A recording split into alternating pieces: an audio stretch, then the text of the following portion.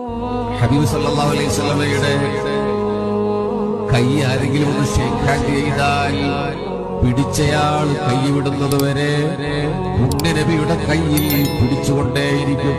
ഹബീബിന്റെ കയ്യിൽ ഒരാൾ പിടിച്ചാൽ ആ കൈ അത്തറിൽ മുങ്ങിയതുപോലെയാണ്. ഇത് കാൽപ്പനികമായ ആലങ്കാരിക പ്രയോഗമല്ല. അനസ് തങ്ങൾ തന്നെ ഇത് രേഖപ്പെടുത്തുന്നുണ്ട്.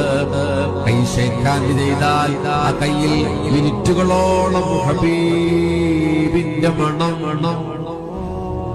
കൈകളിൽ ഇങ്ങനെയുണ്ടാവും.